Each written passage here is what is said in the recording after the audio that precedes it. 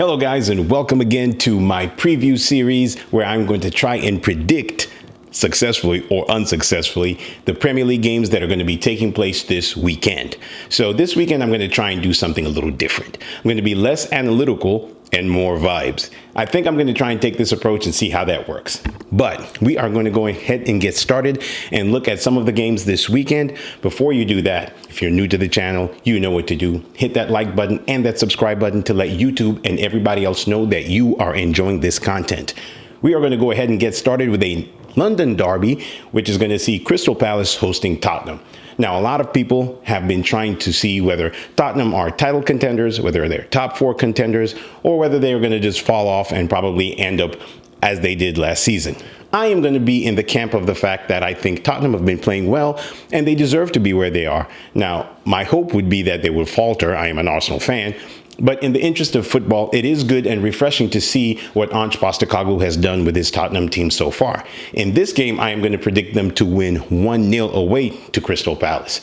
I just think that Crystal Palace might not have enough to keep out Heung-min Son or to keep out Maddison and whatever firepower that Tottenham is going to throw around their way. So that's going to do it for the first game. I think that if Crystal Palace are going to have any shot at this, they're going to have to convert almost all of their chances. And I think Tottenham are not going to give them an opportunity to do that. Next, quick fire. Chelsea host Brentford in another London derby, and I'm going to have Chelsea winning this game 2-1. I think that the uplift that they are going to get from that Chelsea-Arsenal fixture last week is going to boost them. I think that Mauricio Pochettino is starting to understand his team a whole lot better, and I think the team is gelling. And why wouldn't they be able to beat Brentford, a team that are kind of up and down so far this season? They haven't done as well as they should have been doing. You would have expected them to kick on from what they did last season. However, they have faced a very tough run of fixtures, so I can't really begrudge Brentford for that. But I think Chelsea are going to try and build on what they're going to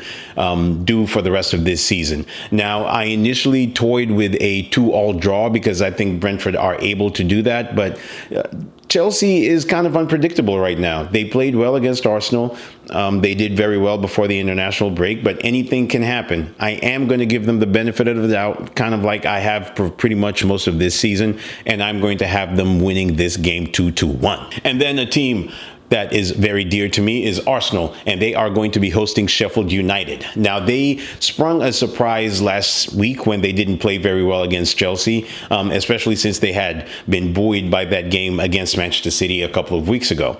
Now, I do think that they are going to play better this time, and they should be able to because Sheffield United have largely struggled for most of this season. And there is no real reason to see why Arsenal should not take this game by the scruff of their neck. However, they are going to be missing Gabby Jesus, and they are going to be missing the oft-missing Thomas Partey, and he is probably not going to be able to feature anytime soon.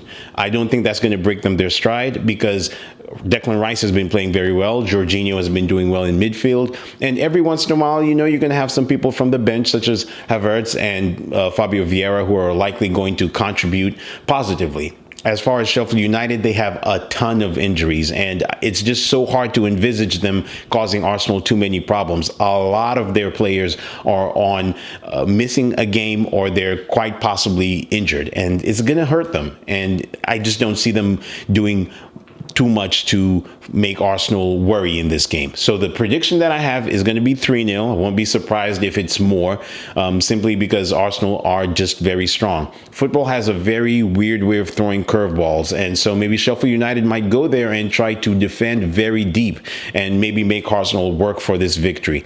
Very few chances that you might get like a 1-0 victory, but it's very, very hard to see Arsenal not winning this game. Next up, Bournemouth host Burnley in a bottom of the table clash. Burnley are a team that I've spoken a lot about how they approach games, and this is a game that I think they should win. Bournemouth are my favorites to sack their manager. I think Iraola needs to do a whole lot more to try and save his job. I don't see him having enough of a grasp of his team, or his team playing a very identifiable style of football that would take them away from the trouble that they've been facing so far this season. And I think Vincent Kompany has somewhat rallied his troops to be able to play in the league. It's going to be hard for all of the promoted teams. We've seen them struggle so far, but this is a relegation six-pointer. Very early in the season, but yes, it is. It's very crucial for these teams to try and win this game. I was toying with a draw, but I do think that Burnley are stronger than Bournemouth. I would like for Bournemouth to do well in this game simply because you want to see one of the teams that haven't won a game so far this season win. But I think Burnley are going to be just too strong for them. It wouldn't surprise me if Bournemouth do well in this game as well, simply because Burnley tried to stick so much to that type of football, which is attack, and possession. But if I'm to go by what they've been doing recently, I think Bournemouth are going to lose this game. So I have the game ending 2-1 in favor of Burnley. Next up, we have Wolves hosting Newcastle. Newcastle scored tons of goals, but they did get a setback in the middle of the week when they lost to Dortmund at St. James's Park. And as such, I think they're going to bounce back in this game. And I have them winning 3-1 away to Wolves. Now, Wolves have been playing well. I think that they're a team that deserves to be in mid-table based off of how they've played so far this season. They haven't had too many calamitous performances. But I just think that Newcastle are going to overpower them in this game because Newcastle convert a lot of their chances. Now, they are going to miss Isak in this game, and there is some conjecture as to whether Tonali is going to play. But I think that eventually Newcastle should come out on top simply because they're just stronger than Wolves. Now, depending on the organization that O'Neill is going to be able to throw in, Wolves can cause them some problems. The only problem is they just don't convert so many. And Newcastle have a very subtle defense. They seem to be able to hold off a lot of opposition attacks. So I'm just going to figure that they're going to win this game 3-1. And the Geordies are going to keep marching on. Next up, West Ham host Everton. Now, Everton last time out were very hard done by some of the decisions that went against them. For example, Konate not getting a red card, while their own player got a red card for similarly very forgivable offenses, maybe, depending on how you look at it, but they were toting up offenses and they got a red card while Liverpool did not. And that swung the game in the favor of Liverpool. So I think in this game, they're not going to stand too much of a chance against West Ham. West Ham are pretty good at home, and they're going to be looking to bounce back from that defeat against Aston Villa. I don't see any reason as to why they shouldn't win this game. They did, however, falter in Europe in midweek, and maybe that might give a chance for Everton to try and spring a surprise against them. But I'm going to back Everton to lose this game 2-0. I just think West Ham have better organization, and they will try to prove something different when the fixture comes around. Next up, we have Brighton against Fulham. I'm predicting Brighton to win this game comfortably 4-1 against Fulham. Fulham is your normal mid-table side, and they are going to struggle against a team such as Brighton, who are going to attack. Brighton played very well as well in the Europa League against Ajax Amsterdam. And despite the fact that Ajax have been struggling for pretty much most of the season, I think that Brighton played very well. And they are going to try and stamp their authority against a side such as Fulham, who have a very decent lineup, but Brighton are just better. And the feeling that I'm getting from this game is that Brighton are going to dominate them extremely, especially since the game is going to be at the Amex. Now, maybe if it was at Craven Cottage, it might be a different story, but I still think that Brighton are just so well organized, and they should be able to take down Fulham with ease. However, stranger things have happened in football. And then Aston Villa host Luton Town. Aston Villa are flying. Unai Emery has his charges playing so well so far, and I don't see any reason why he should stop in this game. Luton are struggling, and they are going to extremely struggle in this game. I do not envisage anything other than an Aston Villa win and a comprehensive victory. I'm going to have it as a solid 3-0 for Aston Villa to take this game. I just think that if they want to keep on pushing for those European spots, they need to annihilate games such as this. And I don't see any reason why Unai Emery is not going to be able to do that. Aston Villa have a very strong lineup. He seemed to have a very clear way in which he wants his team to play, and they are going to dominate Luton Town. The only question is whether Luton are going to have enough fight to try and stay in the game for as long as they can. And if Aston Villa do break them down very early in this game, I can see this being a bloodbath. But I'm going to go for a conservative 3-0. I think Aston Villa are going to be far too strong for Luton Town in this game. And then we have Liverpool hosting Nottingham Forest.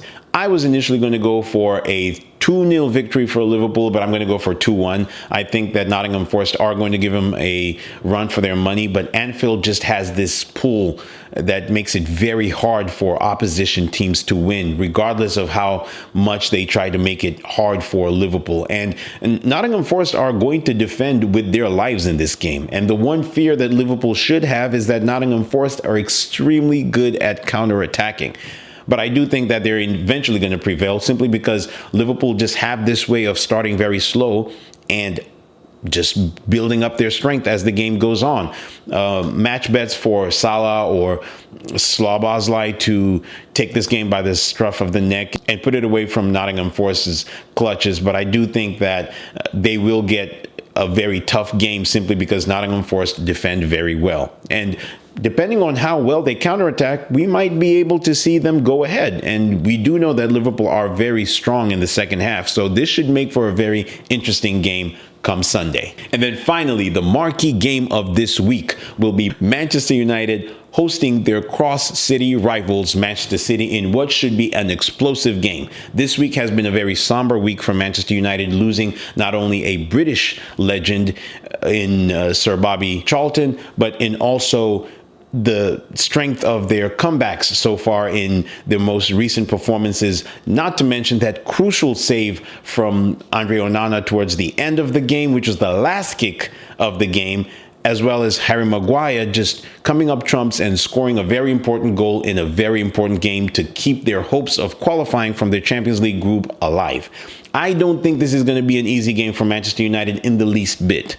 I have Manchester City winning this game 2-0.